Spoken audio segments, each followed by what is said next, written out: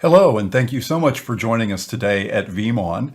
My name is Jeff Reichard. I am the VP of Public Sector and Compliance Strategy on Veeam's Product Strategy team. And what we're going to talk about today is the recently completed Data Protection Trends Report for 2022. If you're not familiar with the report, every year Veeam runs the largest ever survey of customers around the world on data protection trends. The survey is conducted anonymously. They don't know that they're being surveyed by Veeam, and most of the people who are surveyed are not Veeam customers. They're a representative sample of large organizations in every kind of business.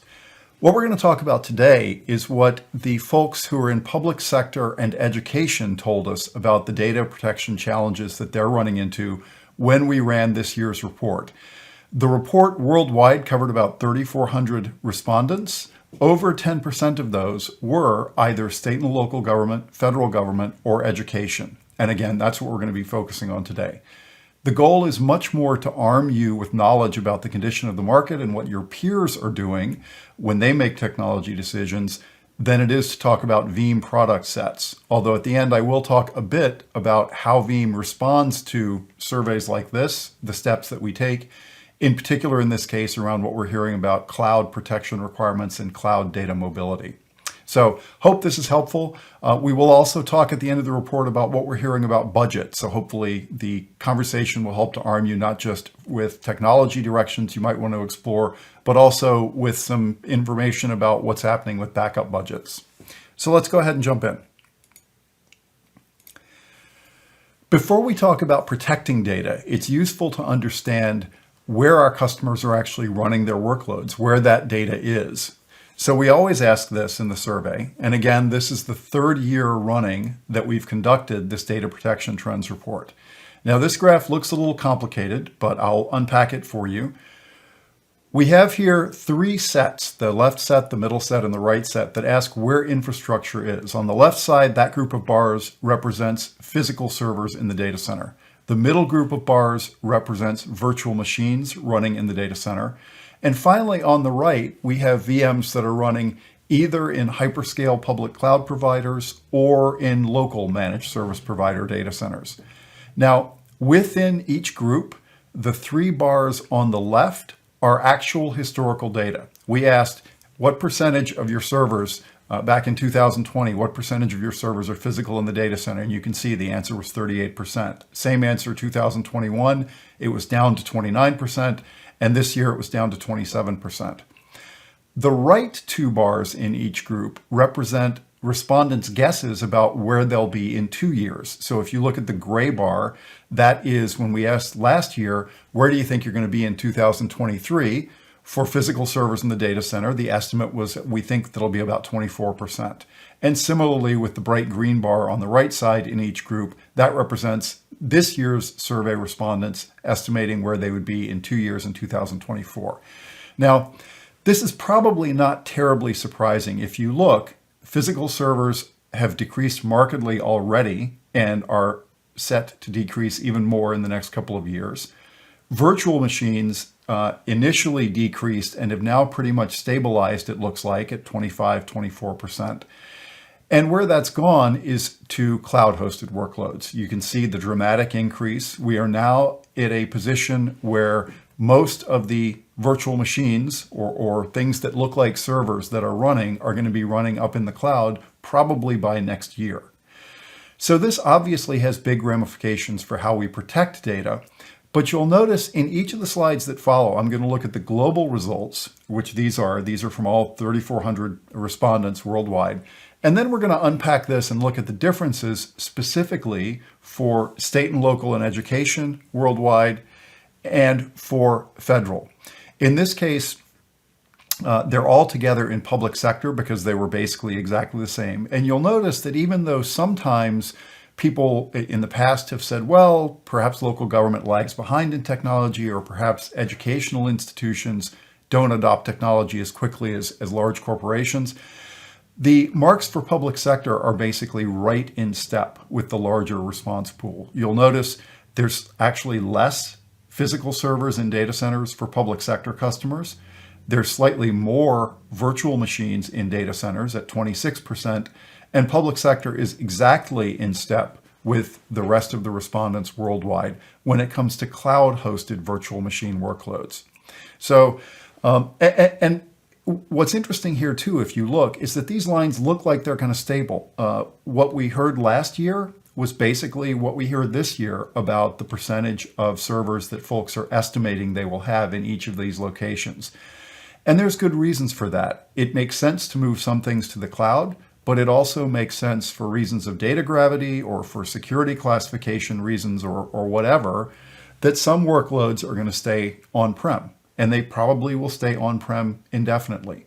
The assumption that we are working from right now at Veeam is that we're going to be in a basically hybrid data center world for some time to come. And that's the direction that we're taking in terms of protecting our customers' data and supporting our customers' workloads. So that's where the data is. But this is a survey about data protection, which means we've got to ask about bad things happening, right? When things go wrong, what's the nature of that? What kind of outages are you experiencing?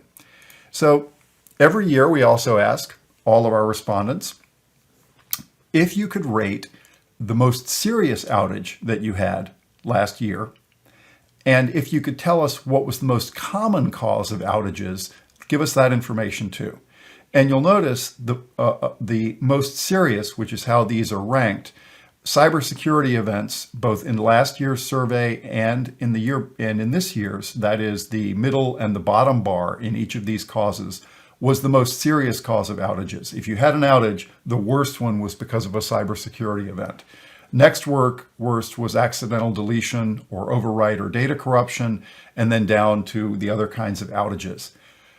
Broadly speaking, if you look, this is kind of a straightforward reminder that bad things still happen to data. We can have bad things that are caused by people, like misconfiguration or accidental deletion or cybersecurity events, but we can also have bad things that are caused by the rest of the infrastructure.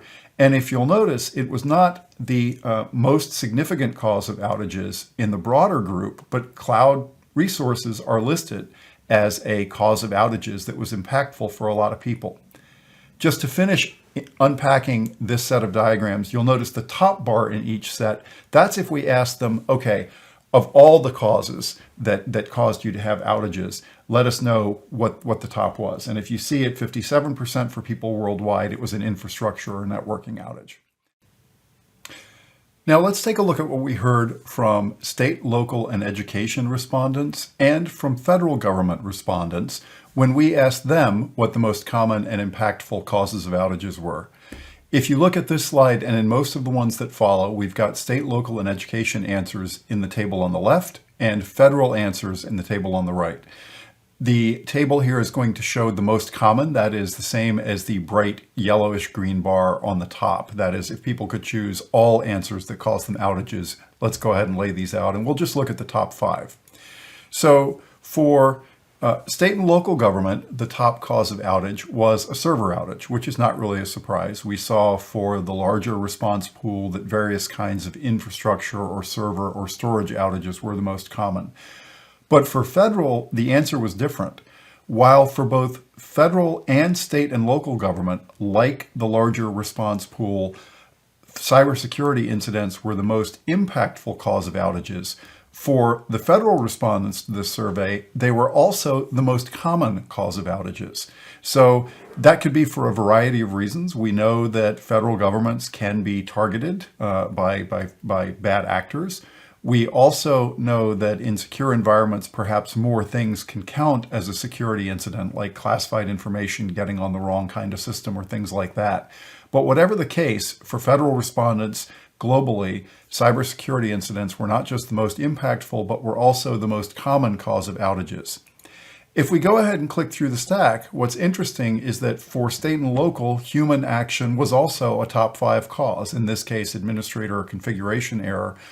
But we always have to be mindful that folks can make mistakes or can deliberately do bad things, and that can lead to outages. Just clicking through the stack, we have storage hardware outage coming next. It's interesting to look and see that for both state and local and education respondents and federal respondents, storage hardware is a top 5 cause of outages. That is one reason that at Veeam we have recommended for quite a while that you keep backups on a different type of media than your production storage. If storage hardware is the cause of an outage, you don't want your backup systems to be sidelined by the same issue that's brought your production storage down. I'll also point out that both in the area of administrator configuration error and the area of storage outage, one of the most impactful data losses that happened to any state and local customer in the United States last year was a large southwestern city. They had migrated a lot of data up to the public cloud. They found that that was costing more than they expected and were in the process of migrating some of that data back down. And because of human error and because of the lack of redundancy in the way they were storing it, they actually lost about 20 terabytes of public safety data. And that had an effect on ongoing court cases and things of that sort. So it was a pretty significant data loss for them. If we go ahead and go down the stack, infrastructure and networking outages are top 5. You'll remember that was the leading cause of outages for the larger response pool. And then we get to outage of public cloud resources. And that showed up as a top 5 cause of outages for state and local and education. And then just clicking through the stack, we have application software outage and OS software outage. So pretty understandable what our customers or the respondents ran into here. What's interesting primarily is that the biggest issue that the federal side ran into was cybersecurity events, not just the most impactful. Okay, so we now know where the infrastructure is running, and we've talked about some of the leading causes of outages for our public sector and education customers. We then turn every year and we ask a kind of related question. Okay, this is where your stuff is. This is what causes outages. How well would you say that you're actually protecting your data? How good a job are you doing at keeping that data up and running? And when we talk here at Veeam in this survey, and we've asked this question for 3 years, when we ask these questions, what we call it is the reality gap. Basically, if you know backup terminology, the top question on this slide is asking about recovery time objective. If you did have an outage, how long would it take you to get back up and running? The bottom question is asking about recovery point objective. If you were to have an outage, would you lose more data than you would like to lose when that took place? You'll notice that the results are pretty grim. On the top bar, we have fully 90% of survey respondents who said they either agreed or strongly agreed with the statement that in the event of an outage, it would take the infrastructure and operations teams, the IT teams that are running the servers and workloads, longer to get back up and running than the business or the mission would like it to take. Similarly, in the larger response pool, we had 89%, if you add up the 44 plus 45%, that either agreed or strongly agreed with the statement that they would lose more data than the mission or the business would like them to in the event of an outage, right? If we dial in and take a look at what the responses were for our state, local, and education and federal government respondents, what you'll notice is that they're actually very closely aligned with the larger response pool. State, local, and education was 92%, Fed was 91%, agreeing that recovery would take longer than the mission would like. That compares to 90% in the larger response pool. And we have 92% and 88% respectively saying that we would lose more data than the mission or the business would like if there were an outage. You'll notice in both cases, state, local, and education respondents were just a little bit more pessimistic than the federal or the larger response pool, but really the answers are pretty much in line with what we would expect. Now, going on from there, we've looked now, if you remember, we have a hybrid environment. It's prone to going down for a variety of reasons, both human-made and because things still break. And we're perhaps not doing as good a job of protecting it as we would like. We then ask folks, okay, how much downtime is actually tolerable for you? What constitutes a problem if we measure it out? And we ask every year that question in 2 areas. So when we ask the larger pool of respondents, again, we're back to the global response here, 3,400 or so people, If you had to divide all your applications up into just two tiers, what are my most critical applications and what are my normal applications? And then you had to say, go to the business and say, okay, what downtime is tolerable for these applications? If you look in the global pool, it's actually really interesting because if you add the numbers up, 56% of high priority applications need to be back up and running in under an hour. 49% of normal applications need to be back up and running in under an hour. In other words, as we've gotten more reliant on technology and as data volumes have grown, speaking generally, the distinction between boring, normal humdrum applications and really mission-critical applications has basically gone away. There's not a whole lot of difference between 49% of normal and 56% of mission-critical applications, high-priority applications, needing to be back up and running in less than an hour. If you take a look and you just add all the numbers up, that's in the box over on the right, the average tolerable downtime for high priority applications netted out to about 110 minutes, and that number was 134 minutes for normal apps. Okay, so that's where we are with the full response pool. Let's take a quick look now and see where we are with federal and state and local customers. State and local customers actually have an even higher mandate for uptime for both normal and for mission critical applications. It was actually, they had the least tolerance for downtime of any of the pools of folks that we interviewed on this, in this set of respondents. Education is kind of similar to that. Education also lower than usual uptime requirements on average than the global response pool for both normal and high priority applications. And that kind of makes sense. If we're talking about 9/11 call center, if we're talking about kids in schools not being able to be educated, there's going to be a mandate to keep those systems up and running. What was kind of interesting is that federal systems in general, obviously there are missions that are not like this, but federal systems in general were a bit more tolerant than others of downtime. You'll notice that their high priority requirement was a little bit more lenient than the requirement of the response pool as a whole, and their normal uptime requirement at 261 minutes average downtime was actually a lot more lenient than the requirement that we heard from the larger pool. So kind of an interesting distinction there. That may be something that we dig into a bit more in next year's data protection trends. But by and large, for most respondents, there's not a whole lot of distinction between normal and high priority applications.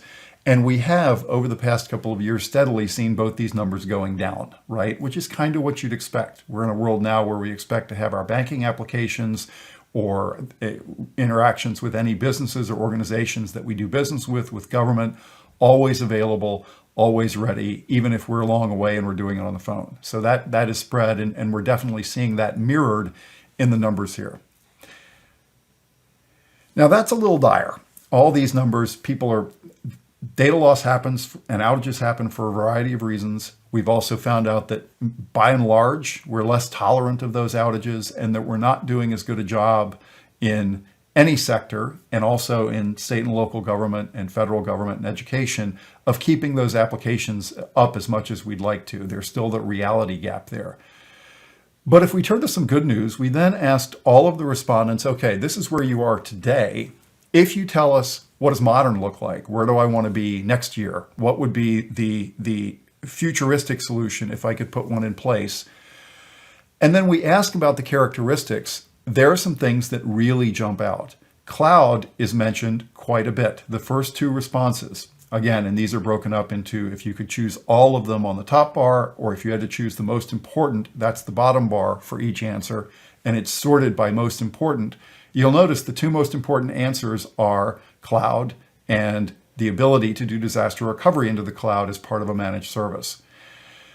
Integrating with the security policy, especially around ransomware, is an obvious choice. Automation is also something that got mentioned. And then we're right back to cloud with moving workload from one cloud to another, and back to automations, moving workloads from on-prem to the cloud. This kind of focus on automation, on cloud enablement, and on being able to do things smarter than today was consistent across a lot of different verticals. If we look at the same answers for state and local government and for federal, you will notice that the order of the most important ones was slightly different for these public sector and education customers.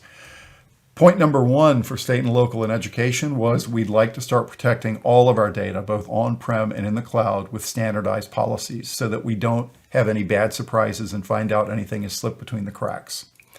The top answer for Fed, and it's mirrored as an important, a top 5 answer for state and local, was being able to do disaster recovery to the cloud.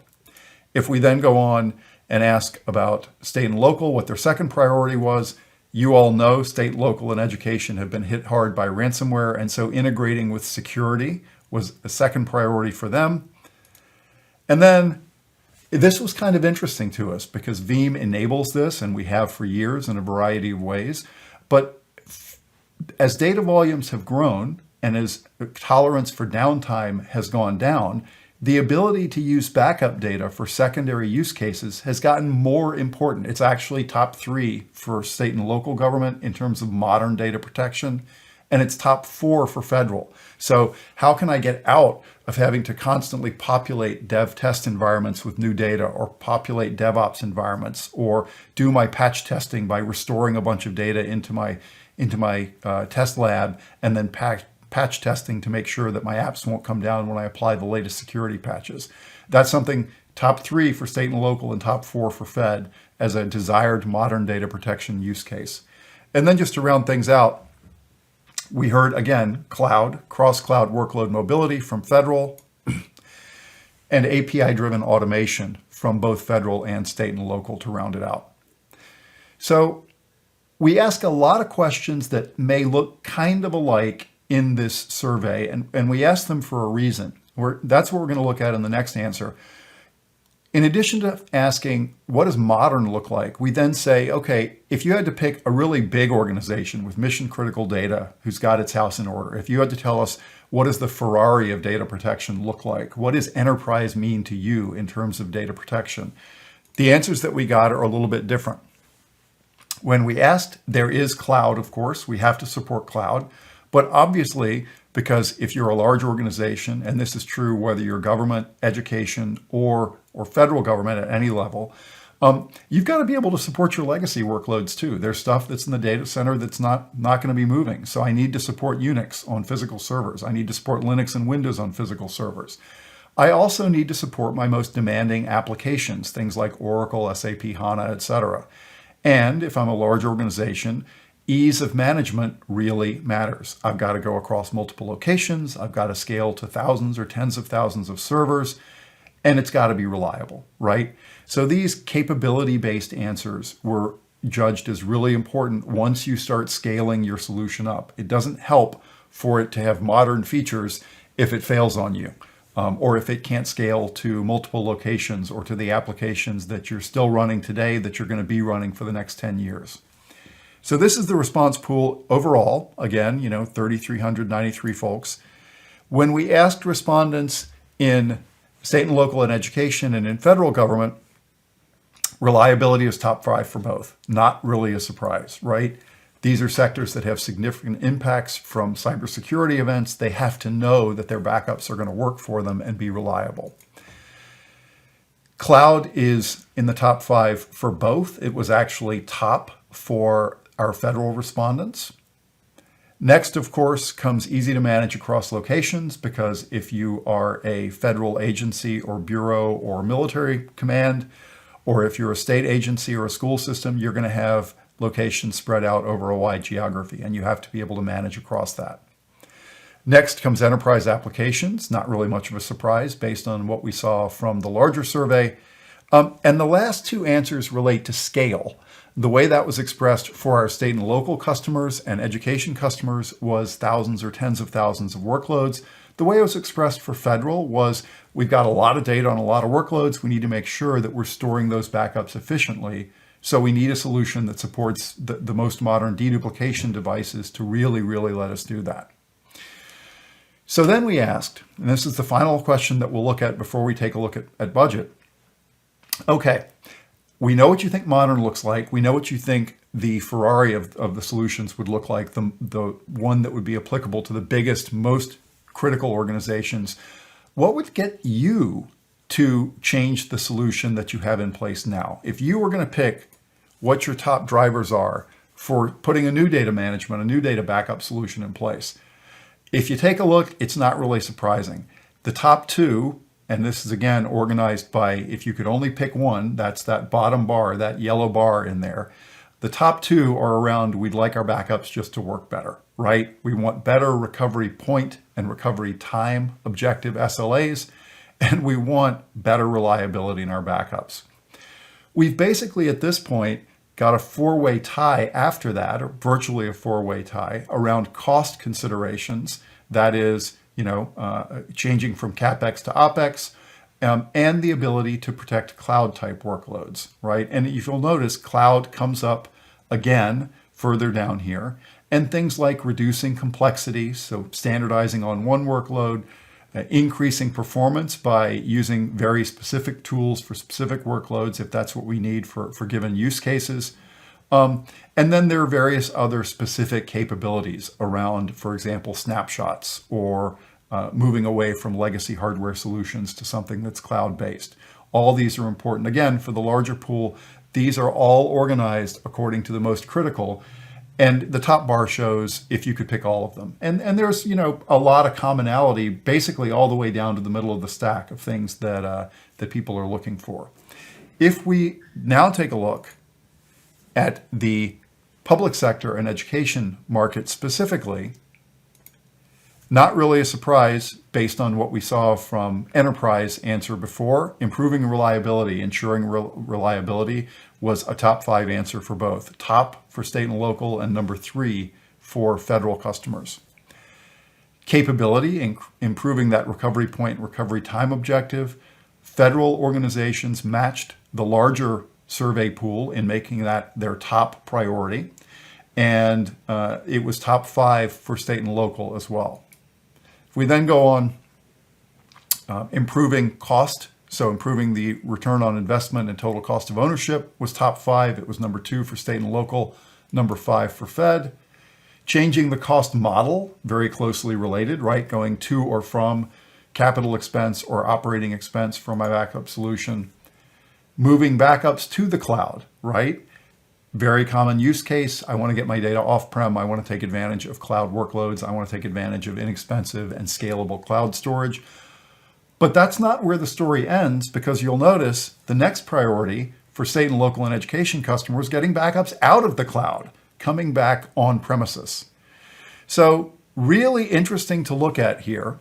If we then ask, okay, why would you actually change?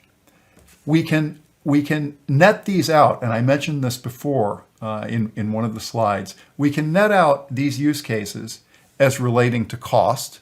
You'll notice the improving return on investment or changing the expense model is listed here. Increasing the capabilities of our backup solution by doing things like having a better recovery point, recovery time objective, or supporting snapshots. Those, or obviously improving reliability, are important. Decreasing complexity, that ties right back to the return on investment TCO model. If I have a lot of people who have to manage my solution, that's going to mean that it's more complex and it's going to be more expensive to do. And obviously, even though requirements are going up, budgets are not going up across the board. So cost is always going to be a factor, and complexity is going to be a factor. And finally, cloud support. So all of those drivers can be summarized, if you think about it, as cost-based, capability-based, complexity-based, as in let's get complexity out of the environment, and finally supporting cloud-based workloads. Now, I mentioned before that we were going to talk a little bit about what your peers in public sector and in education told us they were facing around budget. And they were exactly in line with what we heard from the wider pool of respondents, which is budgets are increasing.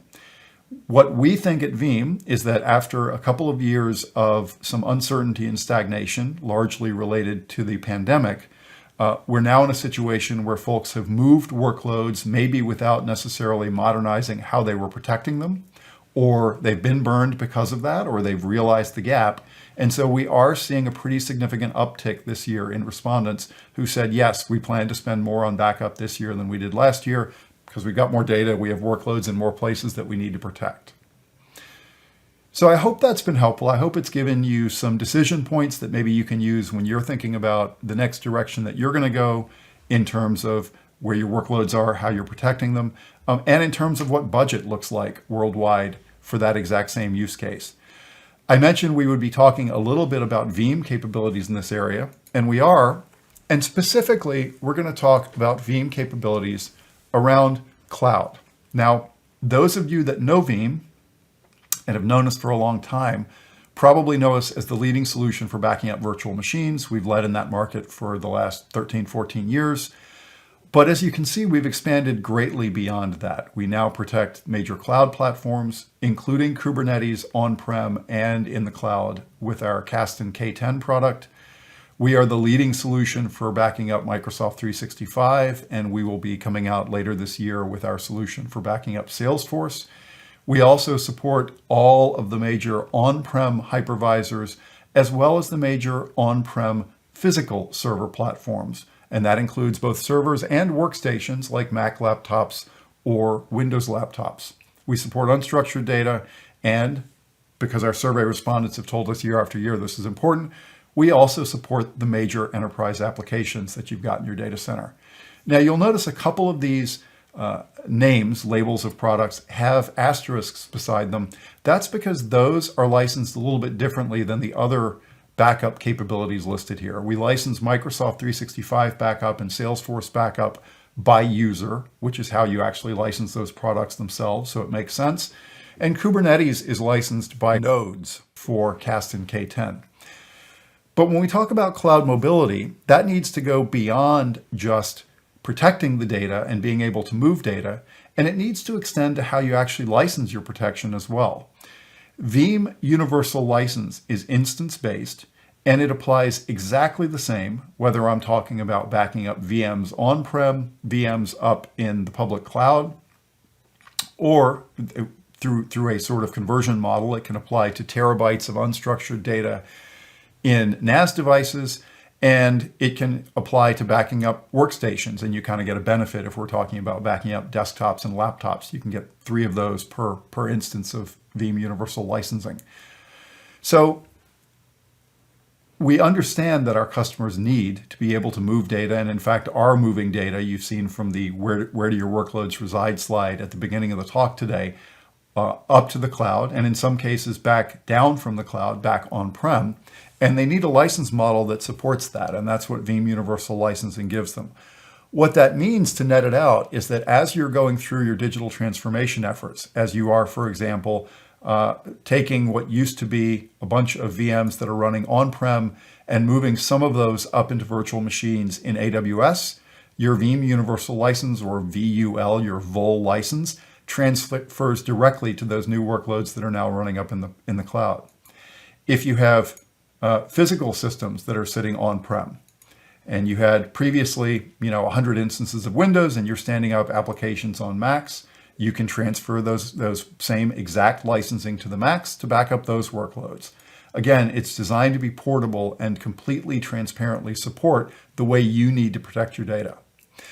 What this looks like in practice is Veeam supporting the largest matrix of possibilities for you taking workloads and backing them up, for example, in your physical data center, and then either storing those backups or restoring those instances, getting those workloads running up in the hyperscale public cloud.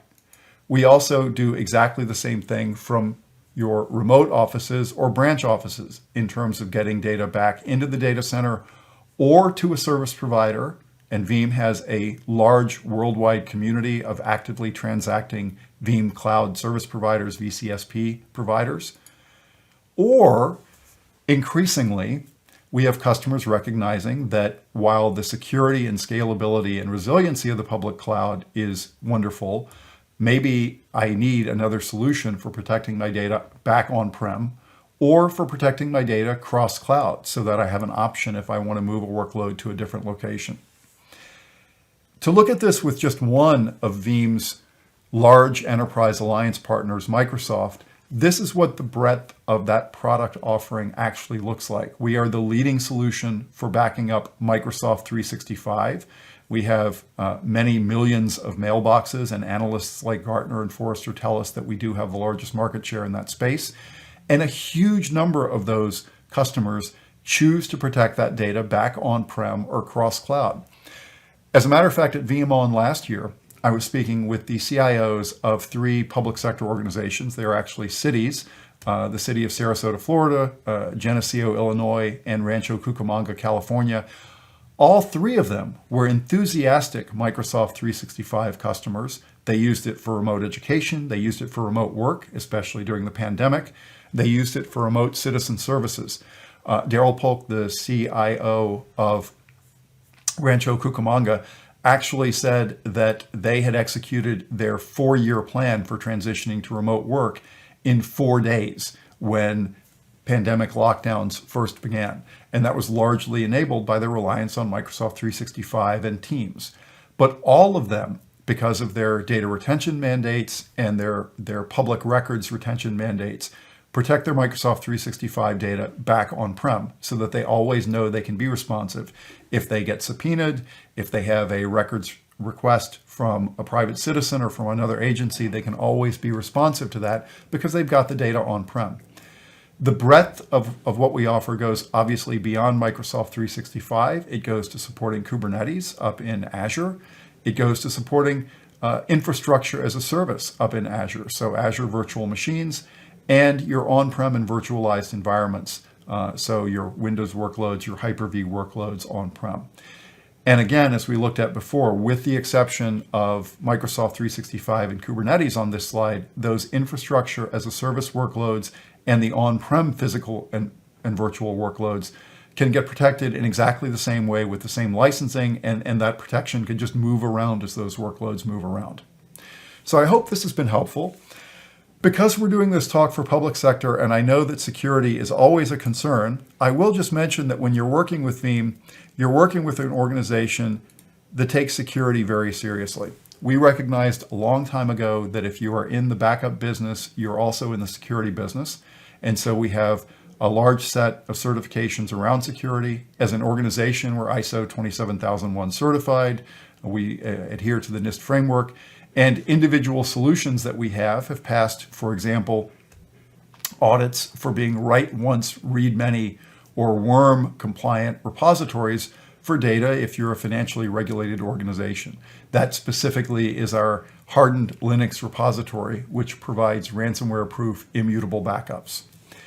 In addition to being secure, we also know that it's important to our customers that we're easy to work with and that we are a stable partner to work with. Veeam is profitable and has led the market for the past 6 years in terms of companies that are doing well in the backup market. I'm not saying that to pat Veeam on the back. I'm just saying it because it's important you know, if you're going to trust Veeam to help you secure your data, that you're working with a partner that's going to be here for the long term. We also tend to do well with industry analysts. We have been at the top of the Magic Quadrant in terms of ability to execute, the Gartner Magic Quadrant, for the past 2 years. We have been in the Leaders Quadrant of the Gartner's Magic Quadrant for the last 5. And we punch above our weight. We are rated above a lot of organizations that are a lot larger than us and that have been doing this for longer. We also do very well, and this is the most important metric, with our customers in terms of customer satisfaction and customer retention. And that happens again and again when we survey. When independent industry analysts survey, what they find out is that once folks use Veeam, they tend to stay with us, and they tend to find it to be a solution that they can rely on. If you'd like to know more about this year's Data Protection Trends Report, the URL is on this slide.